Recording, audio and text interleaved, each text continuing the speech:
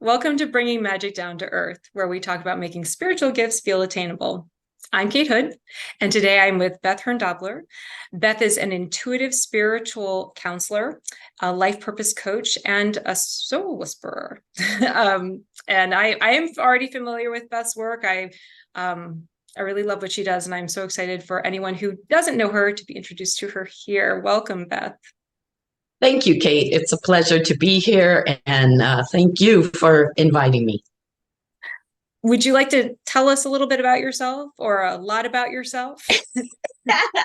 I think I can start with this morning to illustrate how I got here and work backwards. I am presently was driving this morning my grandsons to school. They're 15 and a half. These are, for those of you who know me, the Buddha boy and the accountant.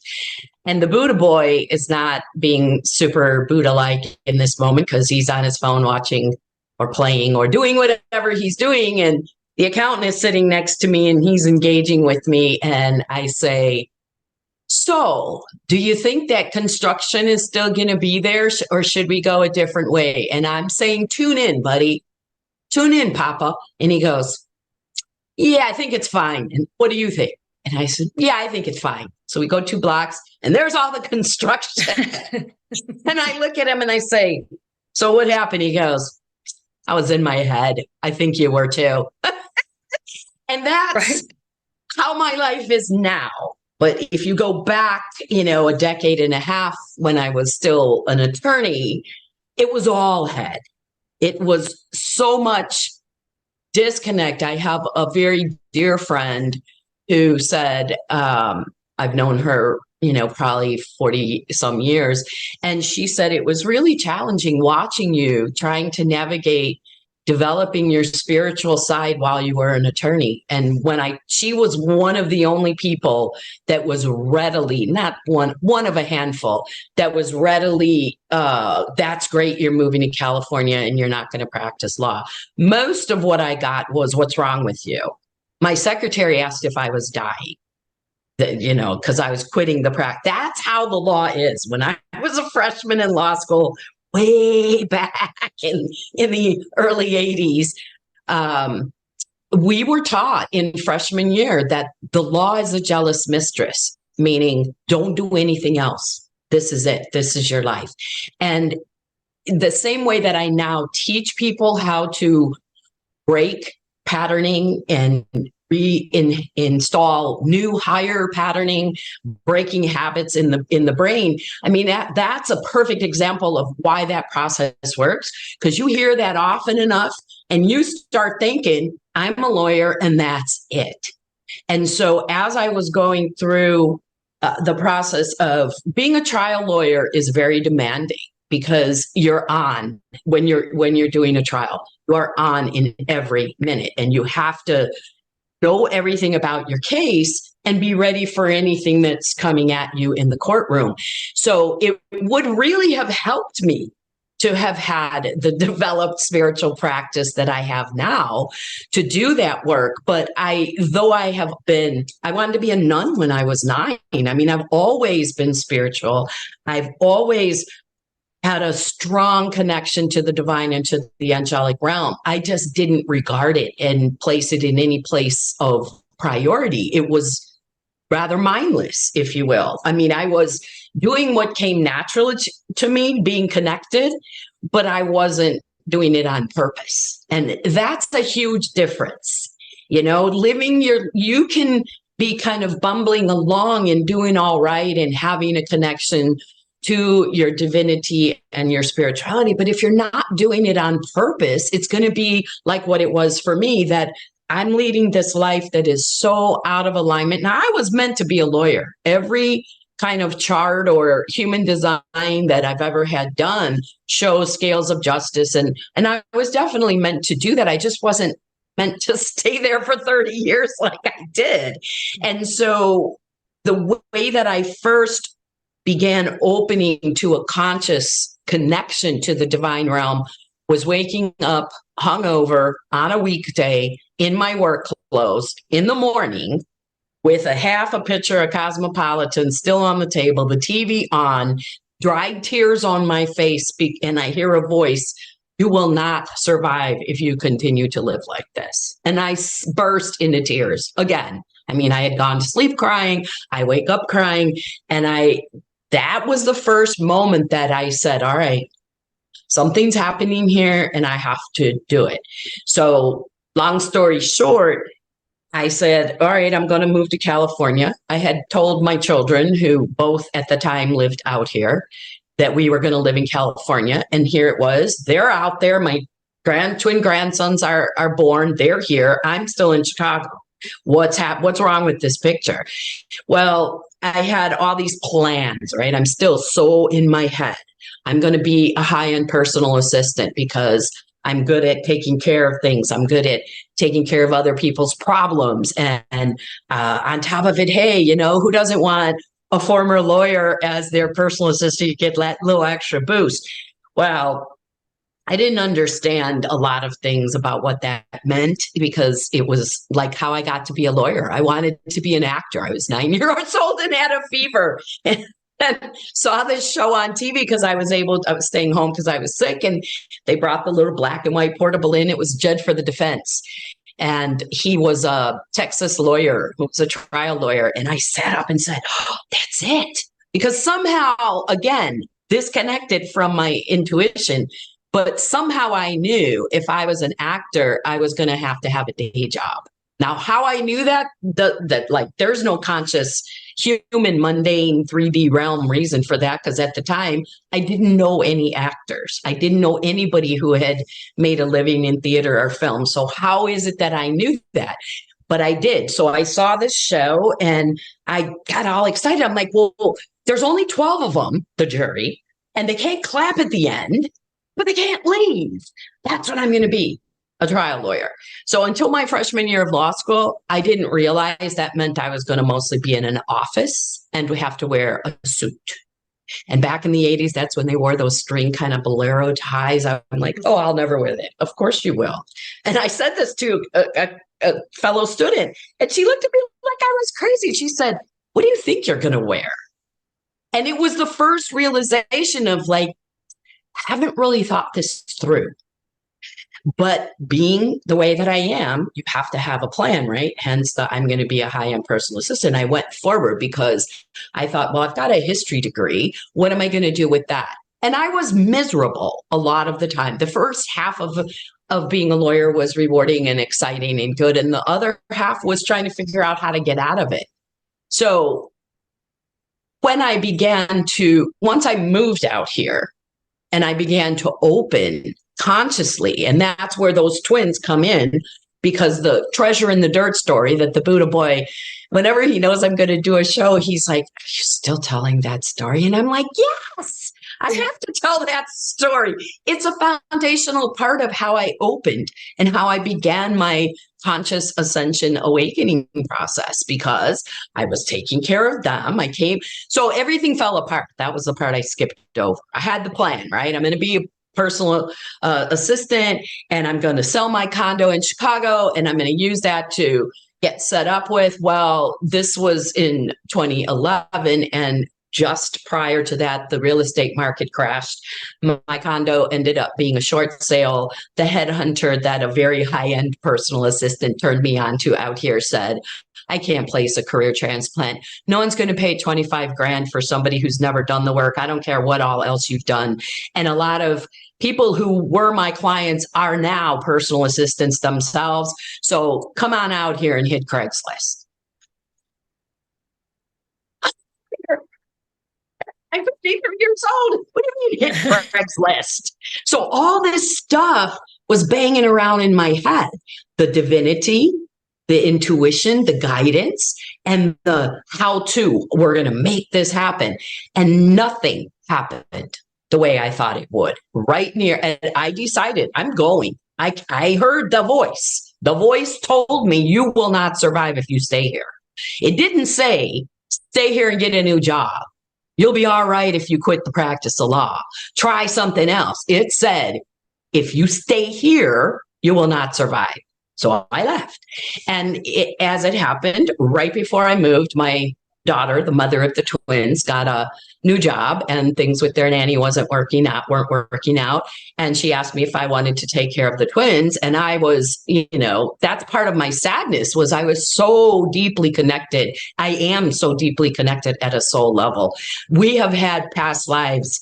Many past lives I have had with them and with my sister's children. My sister's a lot younger and her kids are just a year or two younger than the twins. So the 4 of those boys have been a pivotal part of my life after life process and in this life as well. My nephew, when he was 4, he's now 12, pronounced that he was a seer, and that started a whole lot of conversations that were just, I am so sorry I didn't record them. He remembered everything.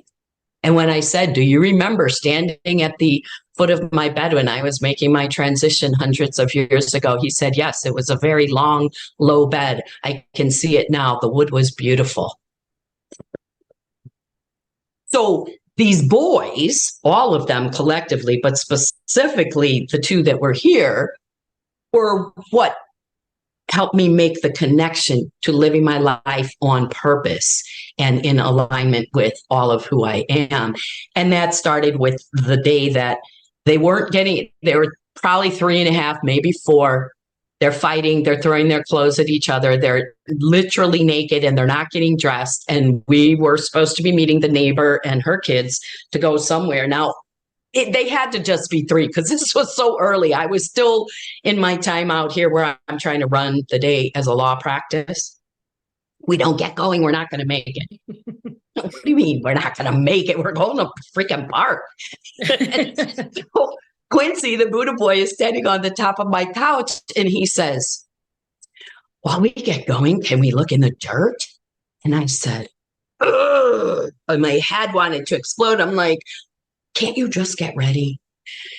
But something happened. My head started tingling. My heart started fluttering. And I said, why do you want to look in the dirt? And he was in the dirt. And I said, treasure in the dirt. Yeah. And I said, if you get ready in 2 minutes, then we can do that. Meantime, his brother's over there yelling, he wants to lick in the dirt because he's a dirty boy. And he is a very tactile person. He's still, Quincy is, oh yeah, he would say that's true. You let him be outside for 5 minutes and he's going to be dirty.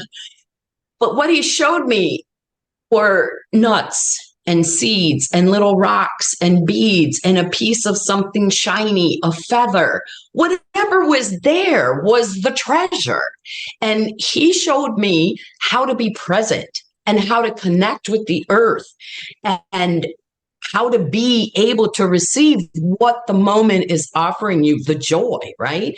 I learned in that moment to choose higher. I don't have to be aggravated and mad that they're not getting ready.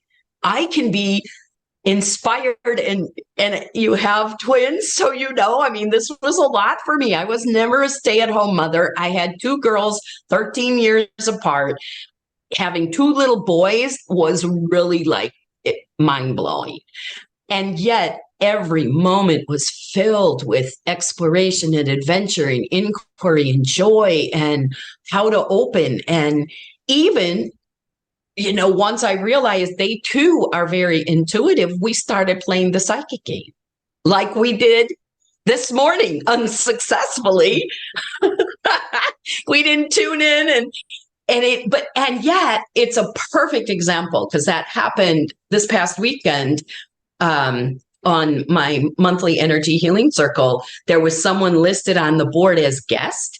And this is before we started the call, and I'm connecting with all the members of my tribe. And I'm making a joke and saying, who's that? They've muted themselves. Who is that? Is that someone who's meant to be here or someone who has just found their way into this space that isn't meant, that's not a participant? And someone said, well, that's for you. You're the one that's right. And I laughed and I said, it's obviously someone who's meant to be here because they're here. But I say it's someone who's not actually enrolled. And right then the person unmuted and said, I am. It's Jane. She's from England and she was on another phone. And that's why it showed as guest. And I laughed. Now, 10 years ago, when I was just beginning, that would have been embarrassing and humiliating. But in that moment, it was a teachable moment, just like this morning. I said, you know what? When you asked me, what do you think? Because you're the one who's intuitive and psychic. I immediately went into fear and into my left brain. And that was what pushed that answer. It's a perfect lesson for everyone that if you drop out of being in your heart and receiving that divinity, that intuition, that guidance, then you're making it up. And I don't want to do that because I could have turned the corner and not hit that traffic today. Right. Yeah. If I would have been in the right space to receive. So that's the long, short version of my story. I've always been connected. I've always been intuitive. I have not always been connected to my intuitiveness. And coming out here and having the experience I did of, taking care of these two little boys 12 hours a day changed everything. And the other thing too is I think just the exhaustion, it broke down my resistance. So when I started training, when I started meditating, when I was told, yeah, you've hit a plateau, how long are you meditating? And I actually was not the person who asked the question, a classmate did. And that person answered the question 10 to 15 minutes. And right away, my left brain egoic mind was like, oh, well, I'm doing 20 to 25. But when she asked the question, I've hit a plateau and I don't know what to do. I said, yeah, me too, to myself. Yeah, me too. And then when the teacher asked that question and I got all puffed up, I was immediately deflated when the teacher said 30 to 40 minutes a day is what will do it. All the magic happens on the other side of 30 minutes. So work your way to that. And that was another lesson in don't let this side of your head run things because it will run you in the wrong direction. So who knew that it would take twin boys just barely past toddler to teach me what I needed to know to become the person I am here to be.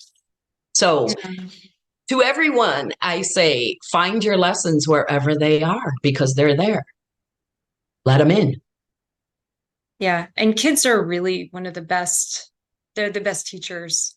I mean, I know exactly what you're talking about because yes, I do have twins. I also have an older son who's only 18 months older than the twins. So it was really like having, a lot of kids the same age. The twins were sort of unplanned. That was a surprise pregnancy. And then it's like surprise. And then, and surprise, it's also twins. And if you had asked me before, like, you think you'll ever have twins?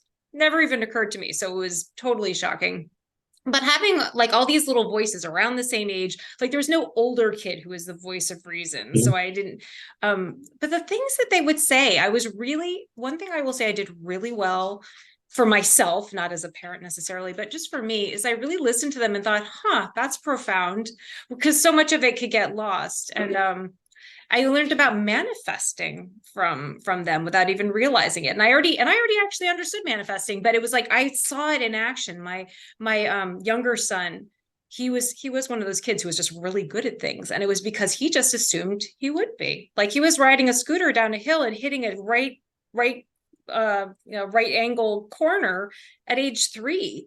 And Wow. Okay, so a lot of people will be like, why the hell were you letting your child at age 3 on a scooter? But I get it. No, if they have it, they have it. And why would you discourage it? No. Same thing with yourself. Why are you discouraging what is in you? Let yourself go full bore down the hill, around the corner, 90 degrees on your scooter. Yeah. And maybe you'll fall, but you'll get up.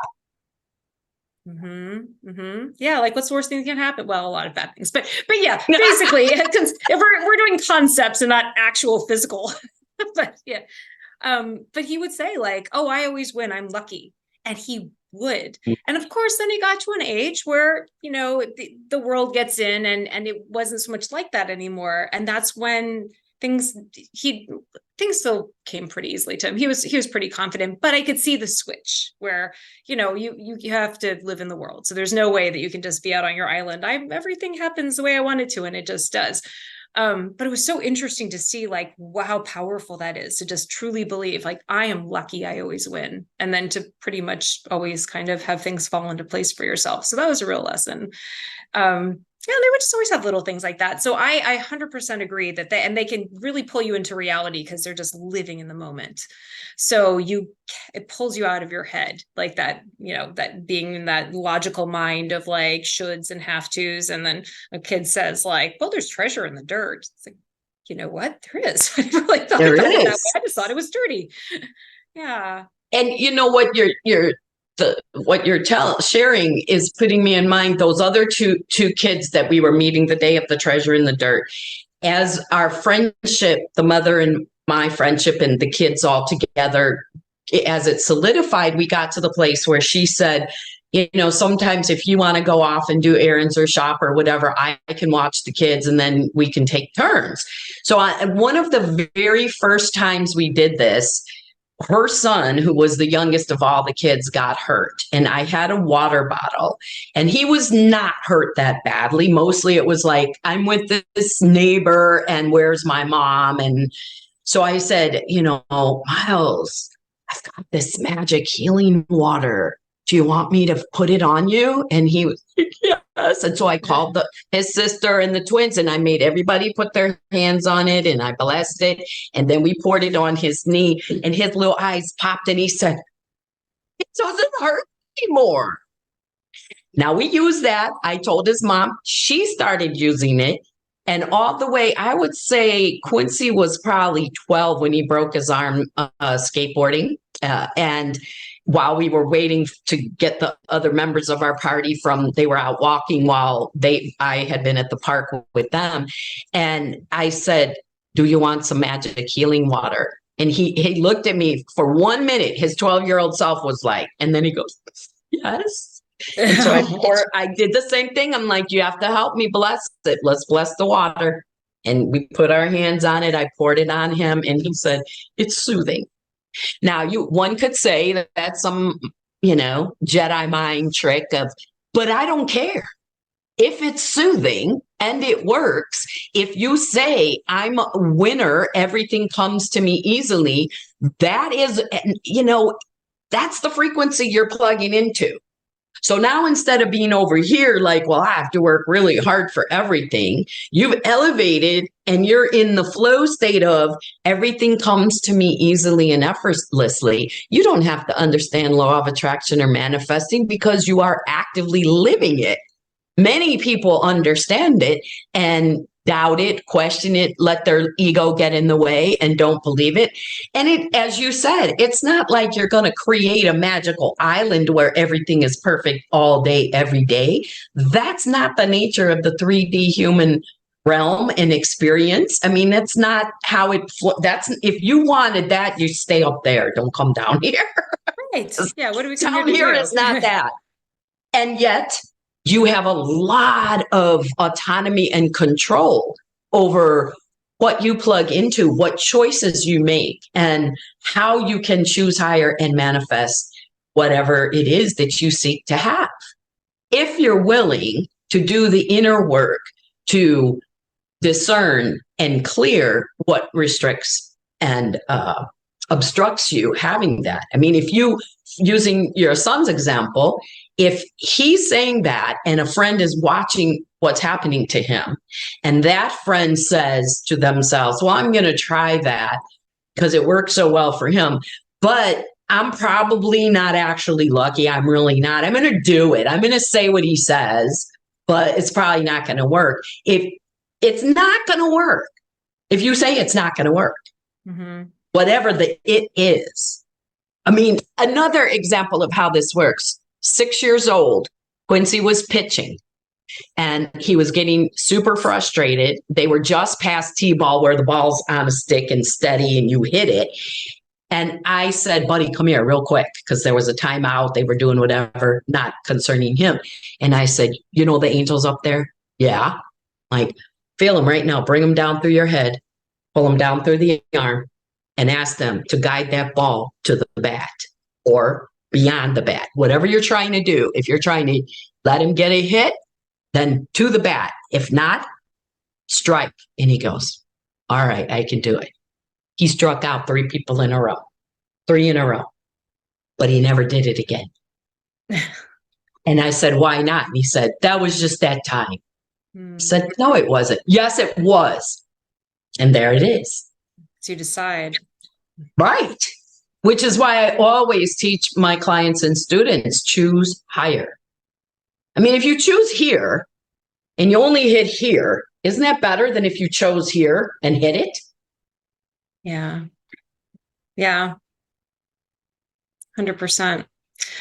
So when you're talking about, because you talk about the angels and divine guidance and all that, when did the angels come in for you? Because you did start with, you heard a voice that said, you need to, if you stay here, you won't survive.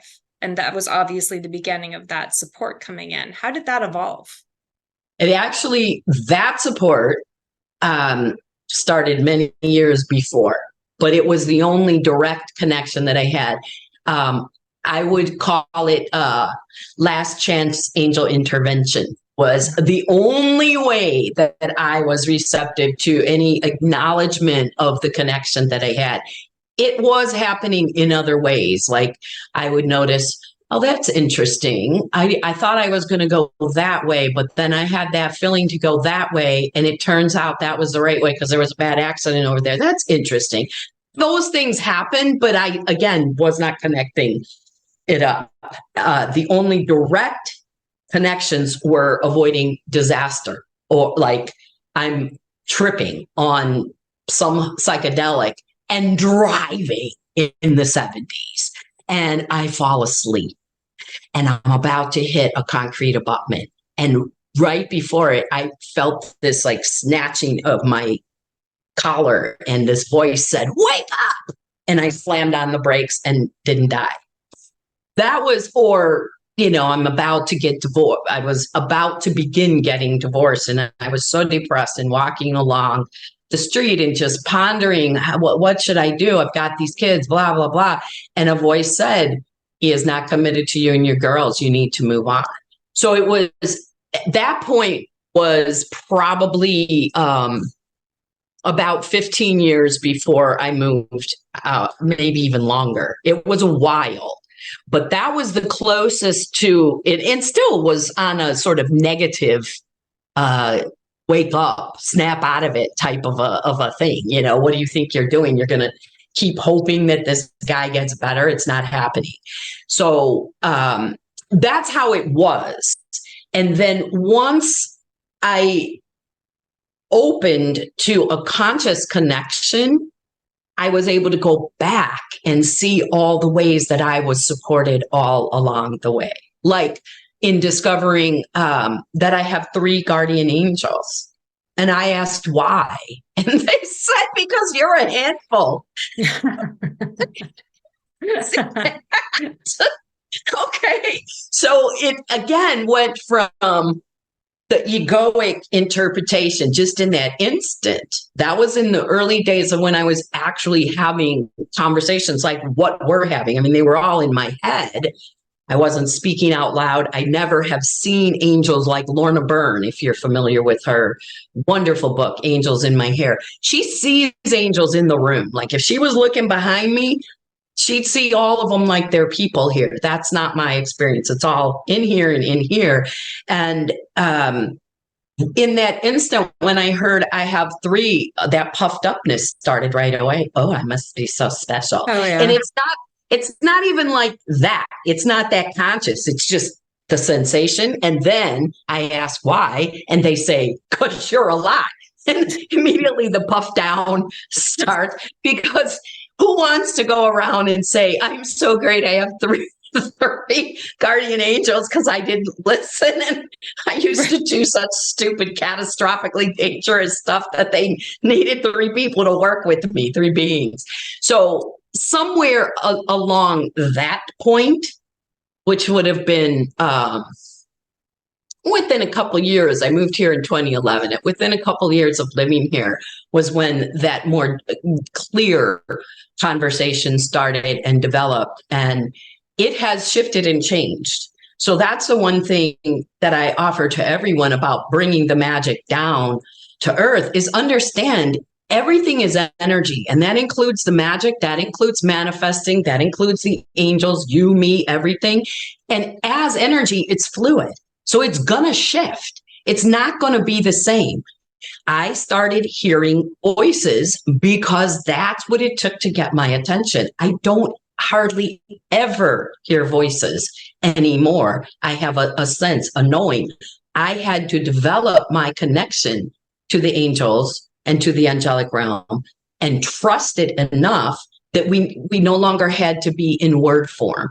Now it's more sensational, and I know this is it. When it first started shifting, I don't know, years ago, I would be on a call with a client, channeling, doing the work, bringing the energy down, doing the healing, and using my pendulum to scan, is this really happening or am I making this up? Because it was such a new sensation. And it every time was, this is really happening. So that's what I'm offering to you, to everyone, is be willing to trust that it's all going to shift. So don't look for something, just receive what is. The early days when I had all these physical, I had chills, I still do have a lot of physical, my body is kind of a magnetic receptor for what's happening with you or anybody else. I'll feel it in a certain part of my body. I still get that, but I have to trust more because I'm not getting everything as directly, and I don't need it to be that way.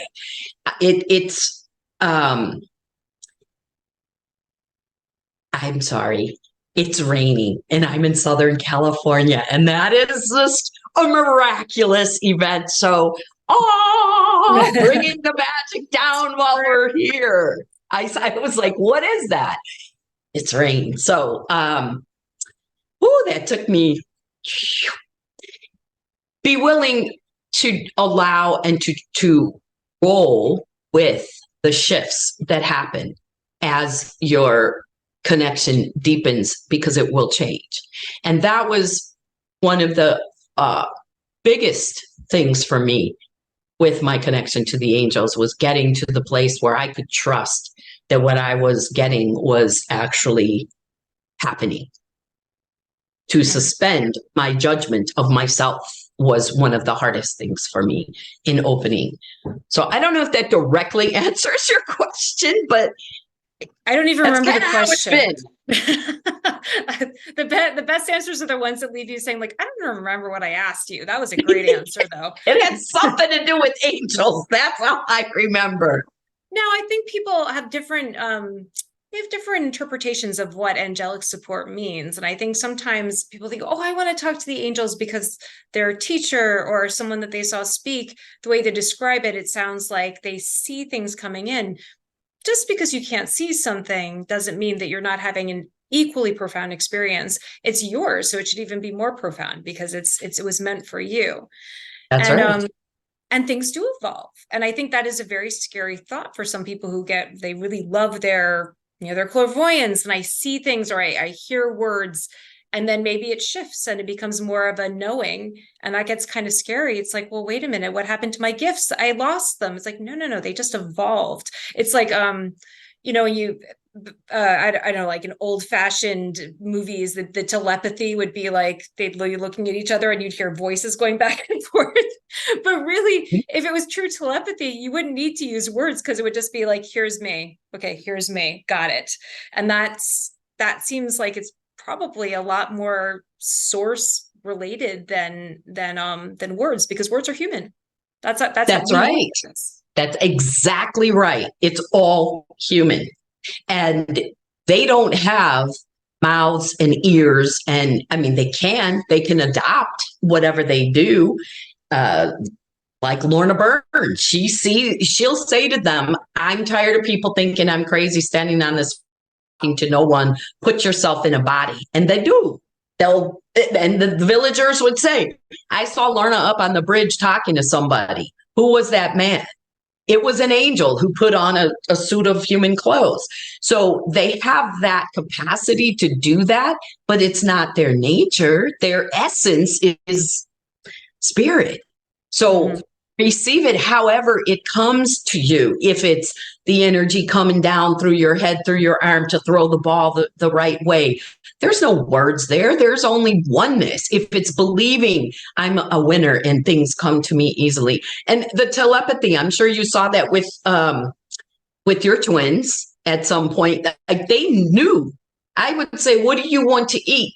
He wants this. And I would let him answer.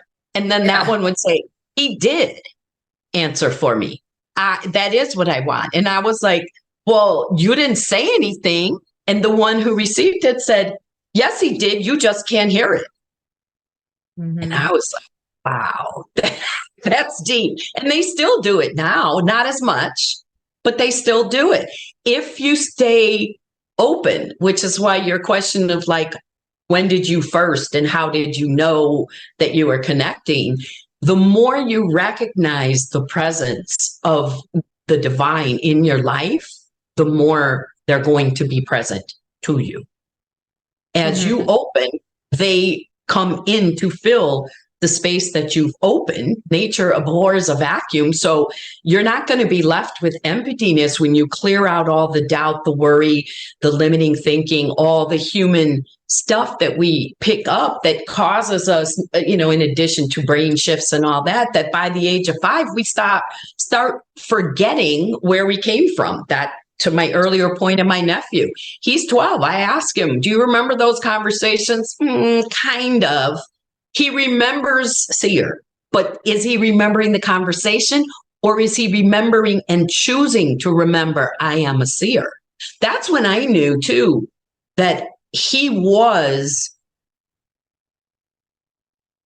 not being influenced by any humans, because my family is there's a lot of differences going on. Everybody's not like this, but my mother, their grandmother, is an energy healer. She's not really using it as much on her own, to her own benefit as she might ought to, but they've had a very special upbringing with their Amma because of who she is spiritually and otherwise. But no one used the word seer. That's just not a word anybody has used in my family. So I offer that to people too, as you pointed out a few minutes ago, it's going to be different for every person, how your gifts come down, how the magic comes down.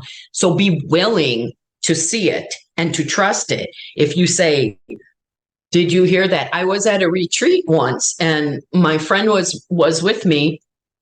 We had just checked in and we were waiting to get to our room or something, and it was in the South, and we're sitting on these wonderful chairs on the porch, and it's dusk, and I'm just loving it. Like, this is great. We're going to have such a great time. And she goes, did you see that guy?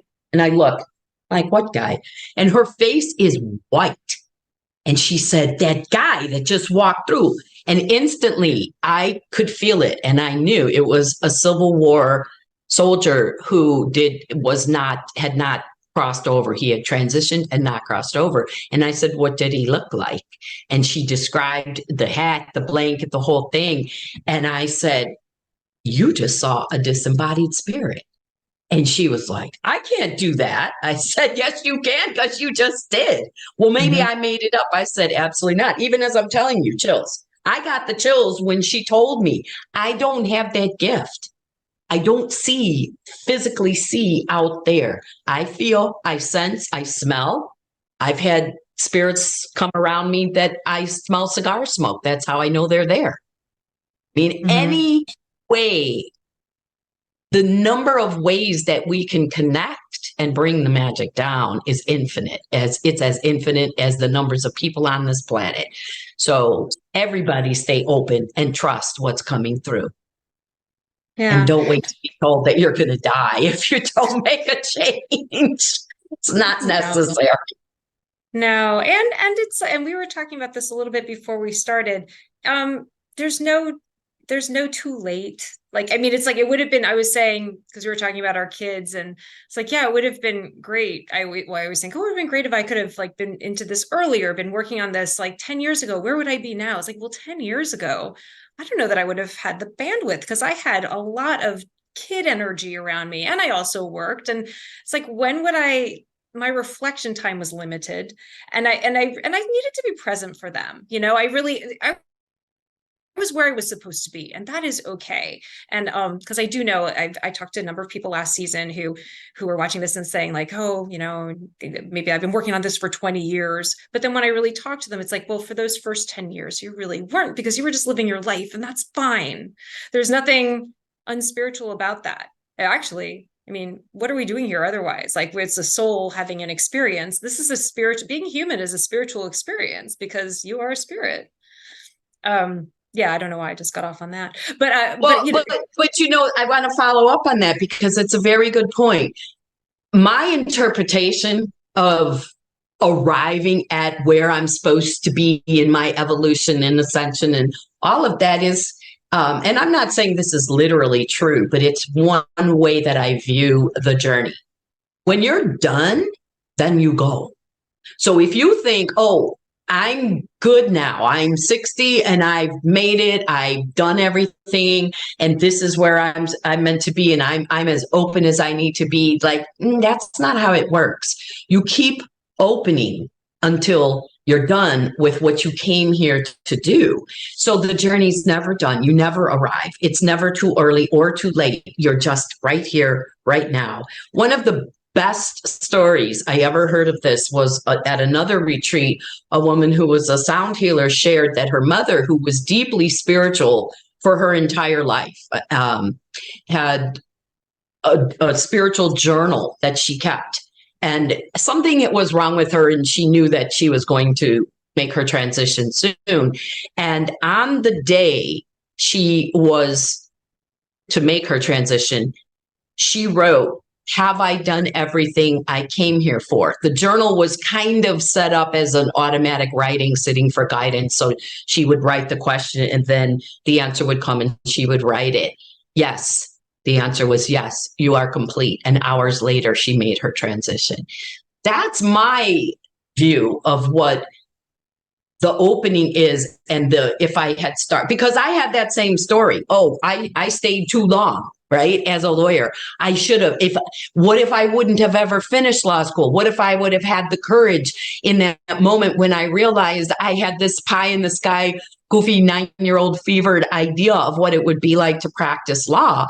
And here I am, and it's not that. I could have laughed. I had $10,000 in debt for that year of law school. And that $10,000 seemed like so much money to me that I felt trapped, that I had to go forward. Well, obviously, I came here to break out of that idea. And it took that practice of law to get me to this practice of understanding how I could live my life spiritually and make that be the foundation while still being in the regular world. You know, I was drawn to being a nun, or a monk at times. And that's not what I'm here to do, because that's a whole different way. That's not being in it and of it all at once. You're more off on the side, centering your life around this certain view of what it's like to be connected to the divine. And I'm not saying it's easy to be a monk or a nun, but it doesn't present the challenges you just referenced of having a full-time job and kids and managing a house and trying to find time to breathe and meditate and figure out who you are in connection to your own divinity. So be in the moment and trust that all is and will be well, and that we're all going forward in the direction that we are meant to do. The more you open and the more consciously you embrace the truth and light of you as a spiritual being, that, as you said, we are all spiritual beings in human bodies for a short time. It's not that we're a human and then that this is the main thing. This is a suit of clothes. That's what it means when they say shuffle off the mortal coil. Your spirit, perfect example of how it works. My father had Alzheimer's. And before he got too terribly bad, I said, Dad, you can go anytime. I was trying to have a conversation and give him permission to make his transition. And he's a very funny guy. And he was like, because he said, where do you want me to go? And I pointed and he goes, what, you want me to paint the ceiling? He's in a wheelchair. I can't go. I can't go anywhere. I can't even go to the Chinese joint across the street. I'm like, Dad, I'm talking about heaven. He goes, oh my gosh, don't talk about that. I didn't. I said, okay, he doesn't want to. A year later, he moves into a nursing home and he says, I want to go home.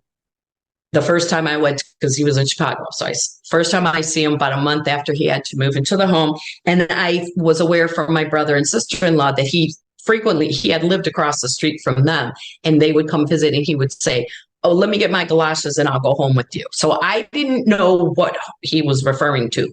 But I learned, go where he's going. And I said, what home are you talking about? And he said, heaven up there, like you told me. And I'm, oh, you remember? Yeah. And we talked about lifting out, seeing white light lifting out of your head and just letting your soul go and ask the angels for help. And your aunts, Mimi, Ba, they'll all be there. Look to the light, basic sort of stuff. And he lived for another year. And in that nursing home, he was on the 8th floor and he was looking down at a bunch of other buildings and was always fascinated with the smoke, whether there was always smoke, whether it was from the heating systems or the air conditioning. And he would sit at the window in his wheelchair looking. And if you came over to him, he would say, isn't that beautiful? And after he passed, he was looking at what it looks like to come out. And he went so easily and so gracefully and so beautifully, even in his adult brain state, because he was willing to accept and to trust what your son knows. I'm lucky and things come to me easily.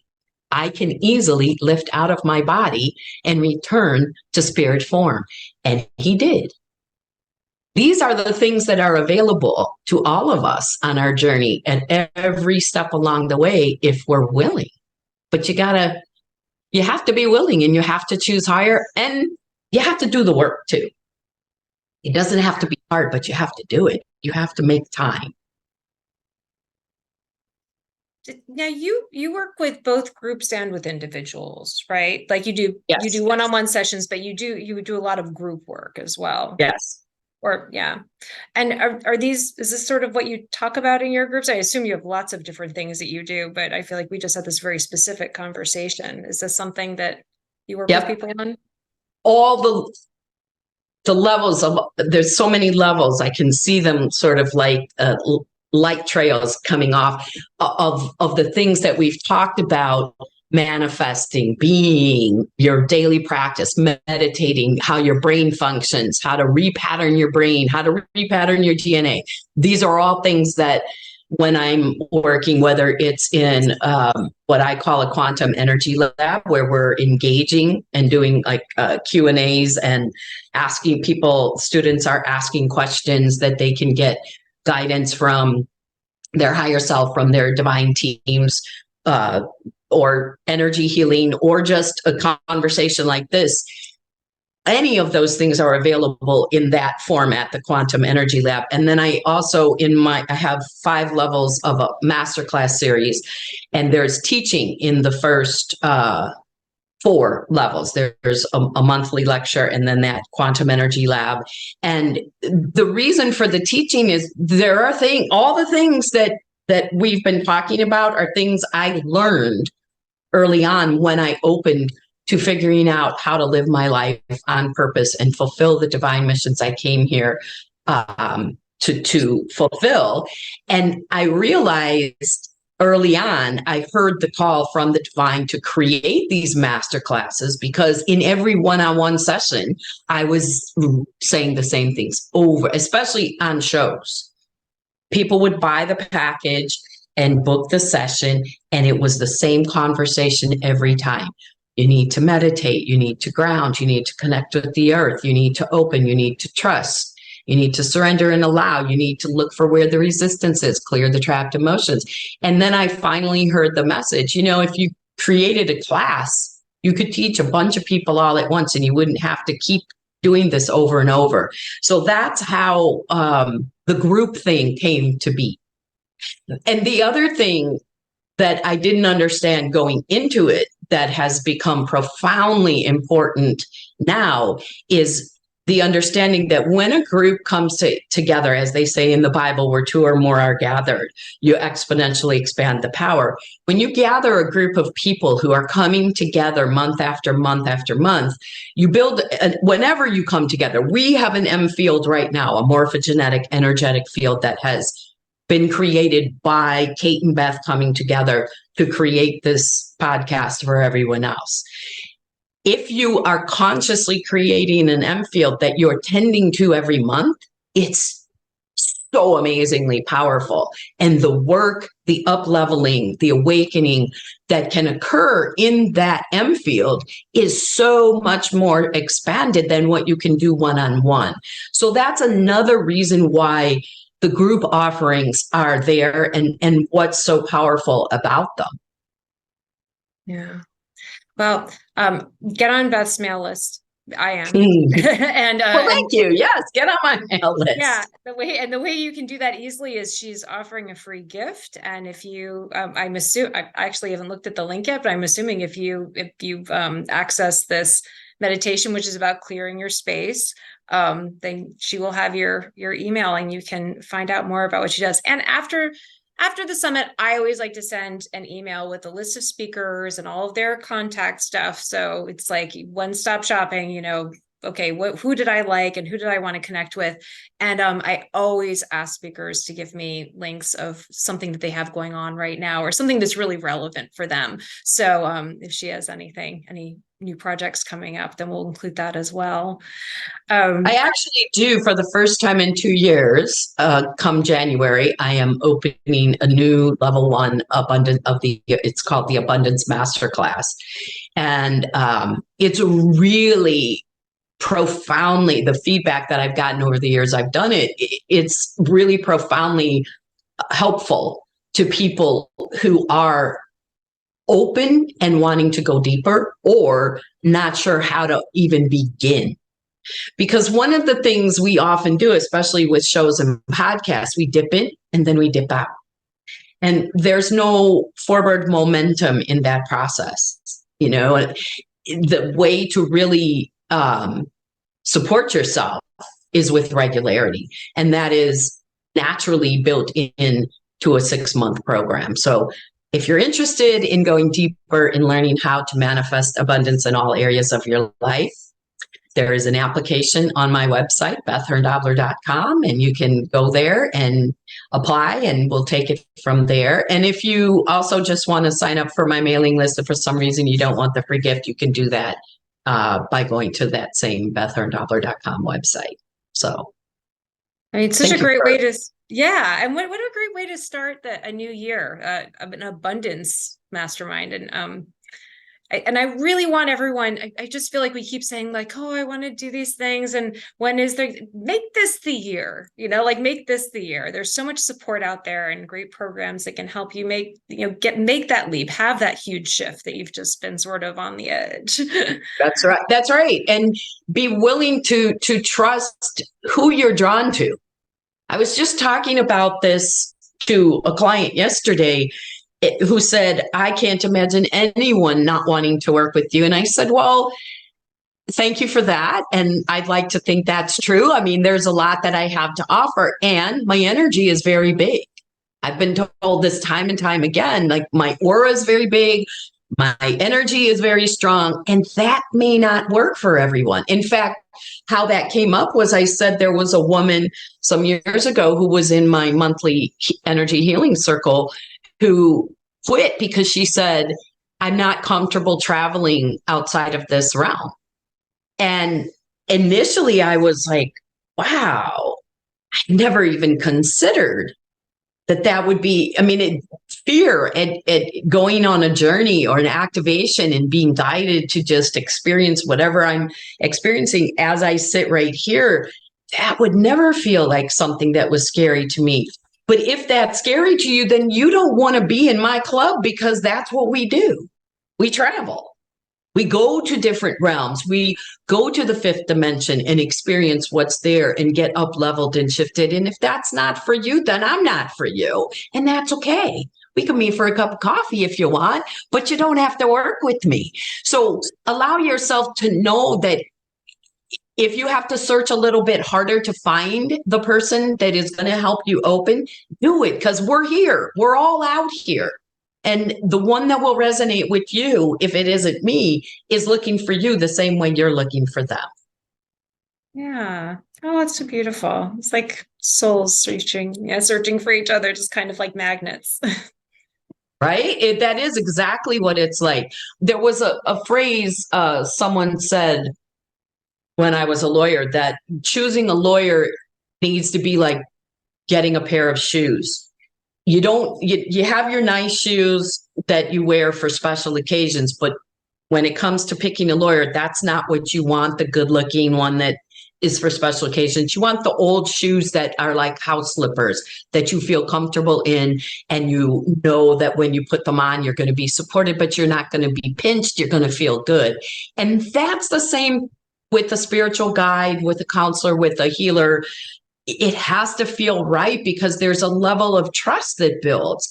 And if you're forcing yourself to go in this path, well, now you're in the ego, and that's not the way it goes. It should flow. So find that old pair of shoes, counselor, spiritual teacher, guide, healer, because that's the one that's going to be for you. Yeah. So Beth, we talked about maybe doing just a short process or a meditation or something at the end, just so people can like kind of get a sense of what you do. Are you still up for that? Absolutely. Okay. Well, I think we're going to end on that, because I always say if somebody's doing a beautiful process with me, the last thing I want is to end with, someone else's voice at the end saying thanks.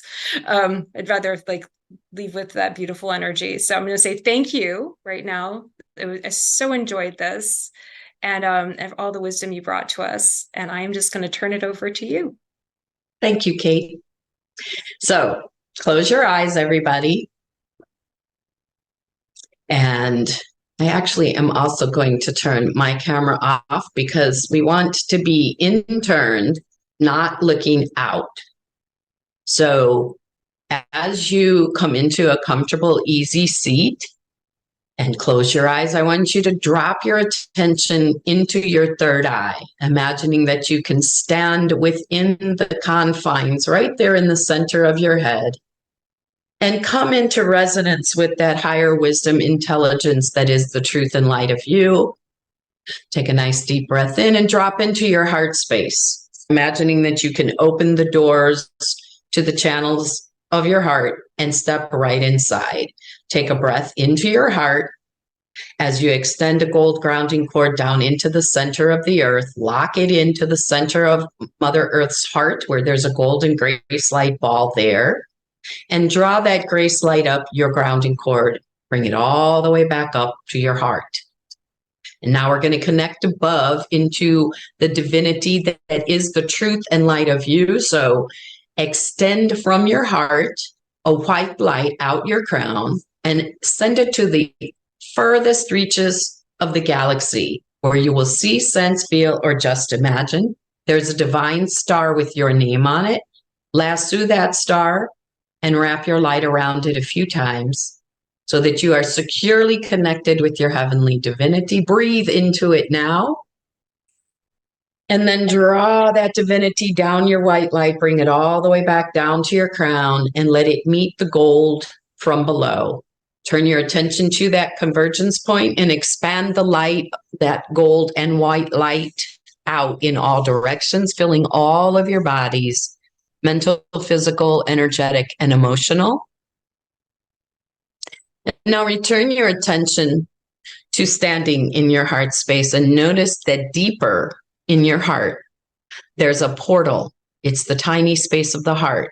Pass through that portal and you will find yourself in the infinite field of all that is, the beautiful meadow that is our entry point into the quantum realm. Just take a moment with your inner eye, with your sensory perceptors, and notice what you experience here in the meadow, the trees, the flowers, the breeze, the clouds, the animals, the smells. And then notice that off on the side, there's a waterfall. You're going to walk over to that waterfall and step inside. As you allow this divine elixir to cascade over you, release into these magic waters all resistance to you embodying all of who you came here to be, do, have, and create. Take a breath in, and on the exhale, let go of all that opposes you, standing in the truth and light of you as a divine sovereign being. Breathe in and exhale out. Waters, take away all that does not serve you, standing in the truth and light of you. Direct the water to any area of your body, your physical body that needs healing. Feel the cool, calm rush of this divine elixir as it flows in, through, and as you, bringing divine healing to that portion of your body that needs it. Take a breath in and expand your heart out. Let the water of this waterfall cascade over your heart, clearing out any debris from lost loves, from aches, from pains, betrayal, all that has caused cracks and debris and separation and fear in your heart is being washed out and down, out and down, out and down. Now lean forward and let the water cascade over the back of your heart space, clearing that back body and opening it to greater receptivity of love. Beautiful. Now take a step out of this waterfall and just pause, standing as witness observer to what you just experienced in this divine waterfall, noticing how you may feel now as compared to how you did before stepping into that waterfall. And then turn your attention to the very center of the meadow. There is a white circular clearing. Walk to that white circular clearing into the center and stand there, opening the trapdoors on the soles of your feet, releasing any debris. We are doing a full body cleanse here, letting go of anything that does not serve you, any sticky, sludgy, tarry, calcified bits that have come loose are now allowed to go out and down, out and down, out and down. Everything that the waterfall has invited out that hasn't otherwise been washed away is now released from the whole of your physicality. Take a deep breath in and turn your attention above, noticing that there's a brilliant gold and purple light cascading down upon you. Receive it in your crown and let these frequencies of healing, of abundance, of opening to the grace of you, fully embracing your divine sovereignty and your intuitive gifts. Receive this golden purple light and let it flow in, through, and as the whole of you. Be the light, be the truth, be who you are. Take another breath in as you allow this energy and these frequencies to settle in, through, and as you extend your arms out, palms up towards the heavens, and repeat after me. I am open and receptive to my full divinity now. I am open and receptive to my full divinity now. I am open and receptive to my full divinity now. Draw your hands above your head until the palms are nearly touching, but not quite. And just feel the energy coursing left to right, right to left. And draw that energy down towards your crown. Hover your hands above your crown.